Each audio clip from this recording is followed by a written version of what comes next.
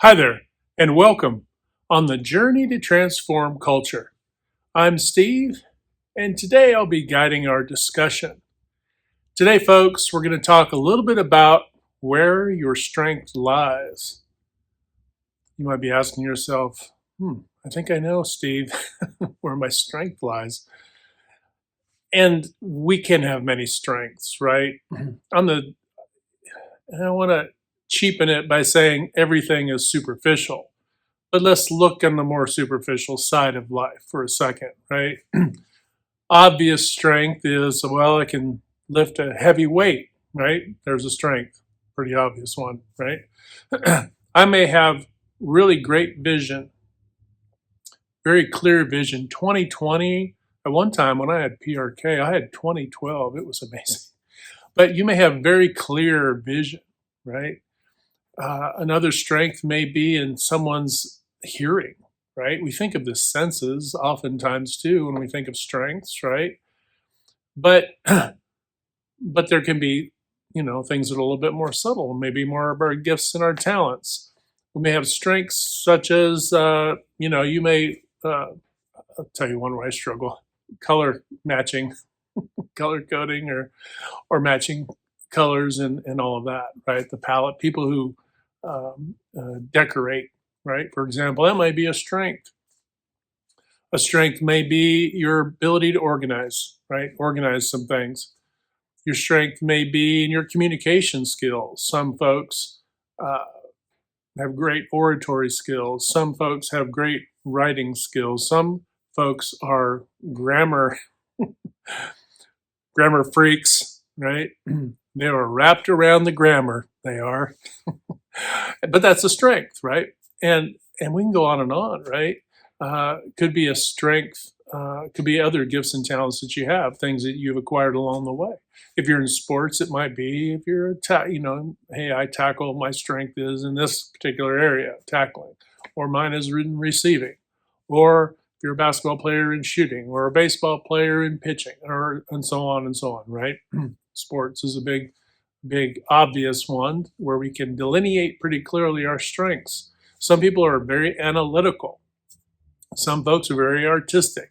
So we can see that there are a myriad of strengths, right? Across the board, throughout culture, within our own lives even.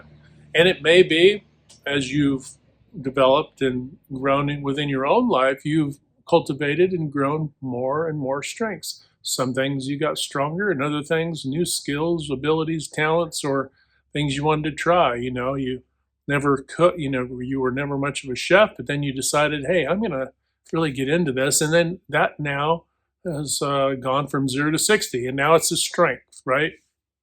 So it just really depends. You may be a gardener, you may be a farmer now, and maybe you didn't start out doing that. Maybe you refurb homes. You didn't start out, with this, just woke up one day, you built these skills and these talents to now that's a strength. And a lot of these strengths are what we, essentially are trading within the marketplace.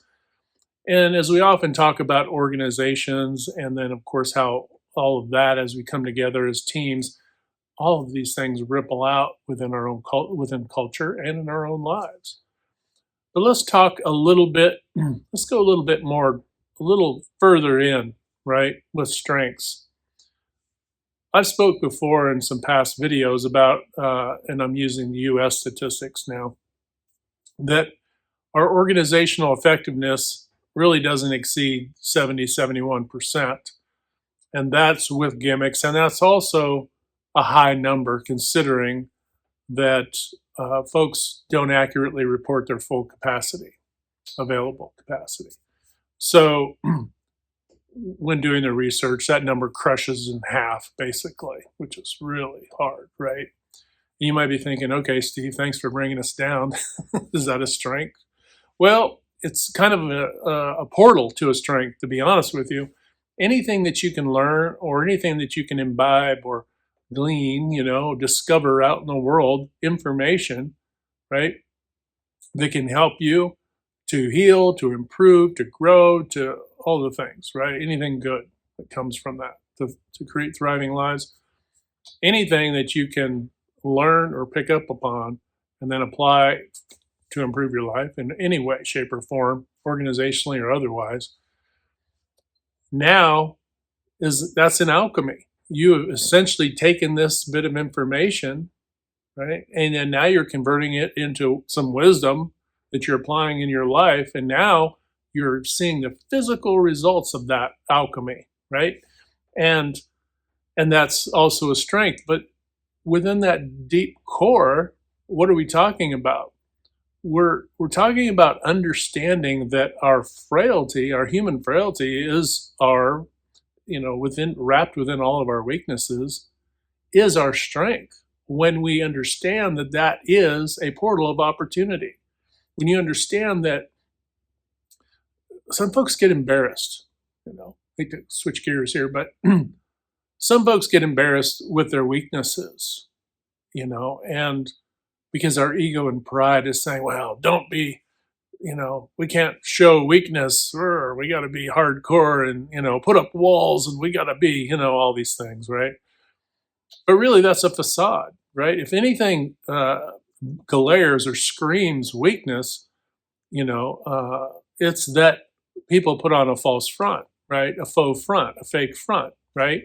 And it doesn't say that they're fake. It's all fear driven. I'm afraid that people will see that I have some weaknesses. Look, folks, we all have weaknesses. I mean, that's just life. There is no one perfect in any and all categories. Just not going to happen. Throw it away. Forget about it. So now it becomes a fear, that we've created around something that really can never exist, right?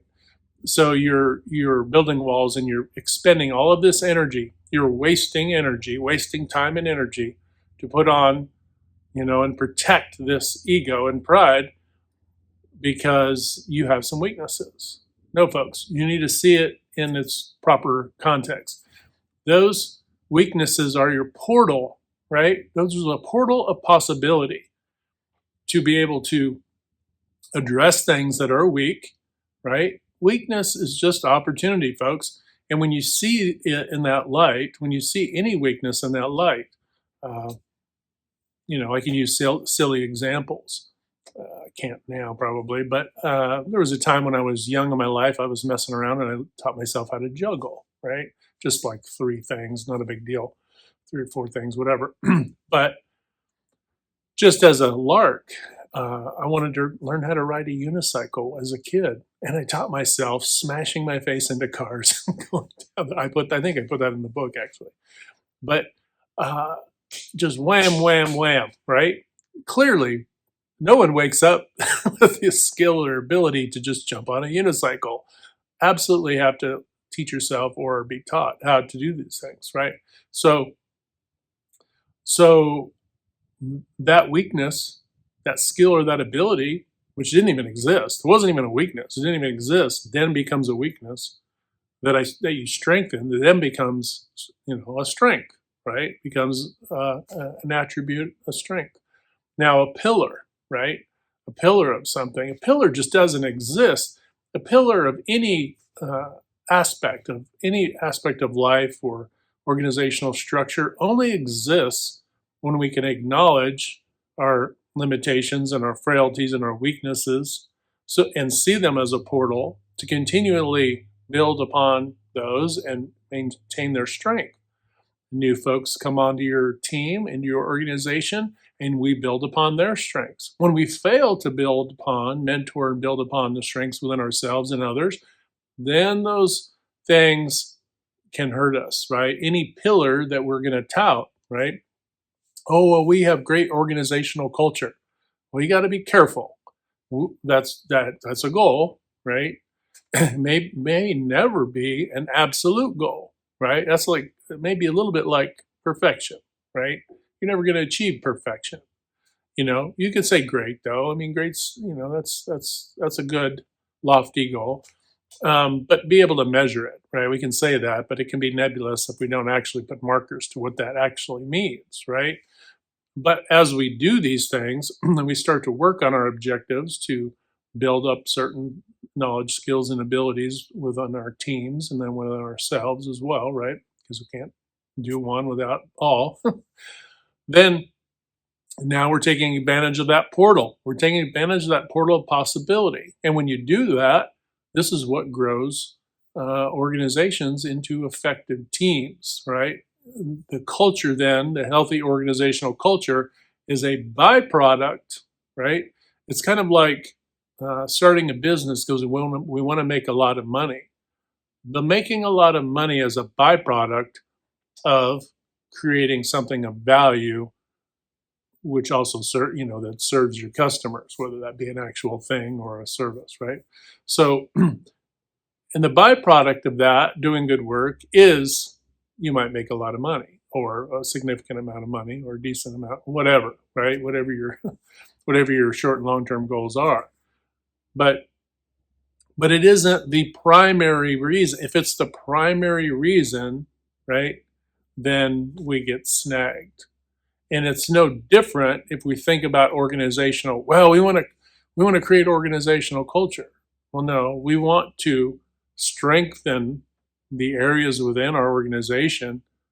All of our behaviors, our communication, all of the things I go through within my own course, and strengthen all these things so that we then, the byproduct now from an onlooker is, wow, they've got a great organizational culture. It may be really good, but somebody on the outside, in contrast to places where they don't have it, have got a very difficult or struggling organizational culture. The contrast is greatness, right? The contrast of anything is going to feel great, right? So we have to be careful that we don't worry and put ourselves fearful, even if you don't think you're afraid. If you're having to put on a false front or be kind of the arbiter of sternness, or, I'll say excessive stoicness, right? Stoicism. You can be stoic, that's fine, but to anything to excess now becomes a mask, right? And if you've got a mask on, there's a reason why you have a mask on, because you're afraid. You're afraid somebody's going to see your true identity, right?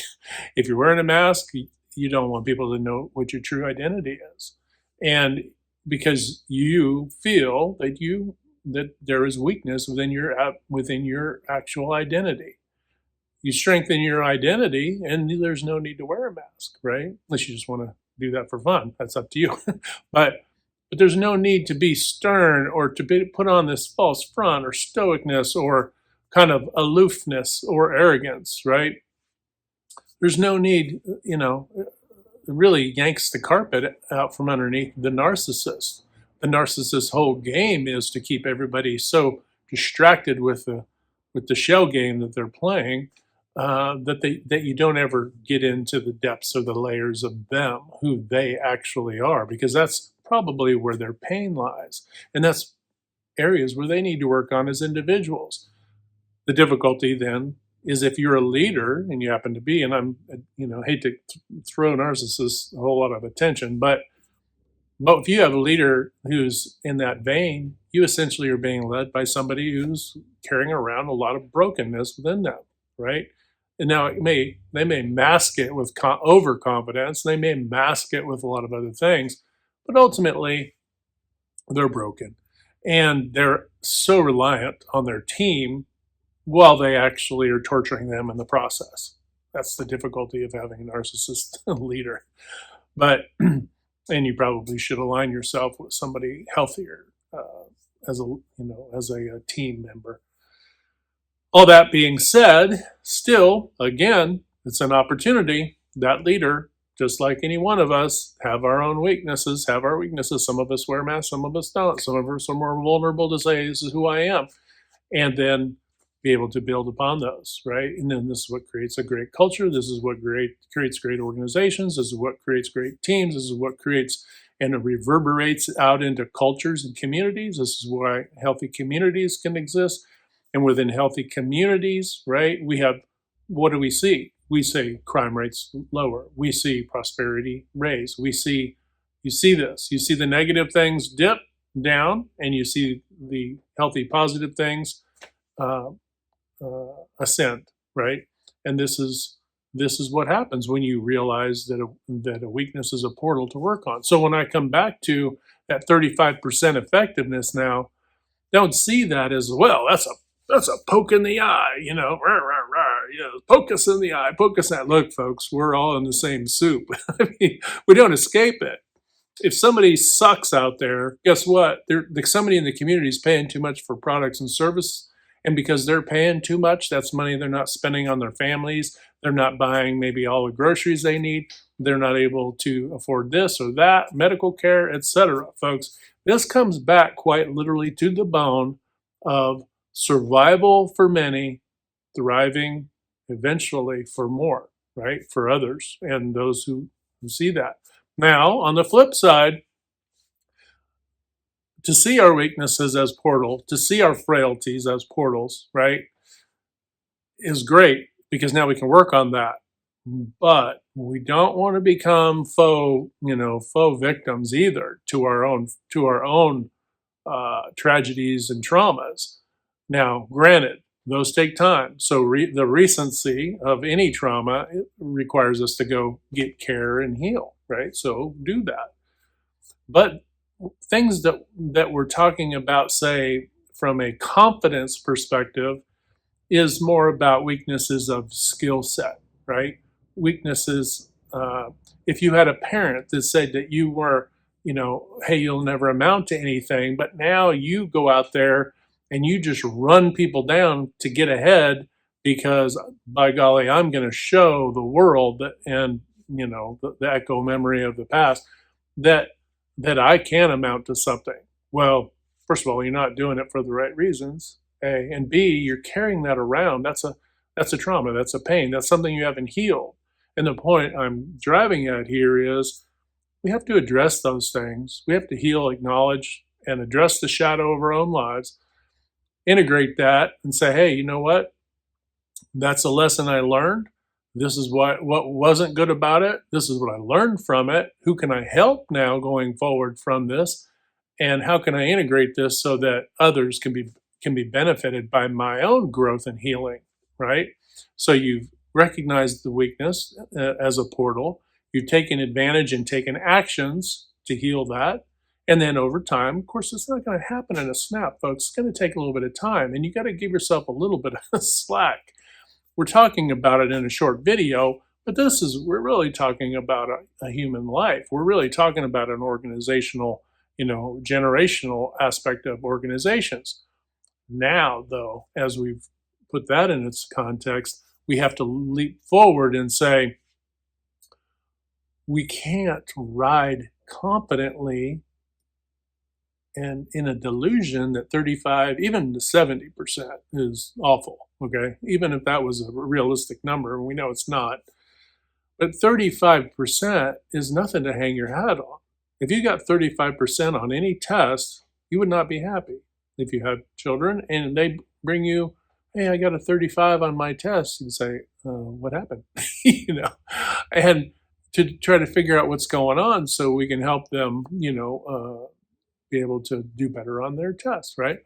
To achieve a higher performance, right? We want everybody to have more and achieve more and thrive more, right? But we can't thrive if we're bringing 35% test scores home as a overall organizational scorecard in the United States. We just can't do it, folks.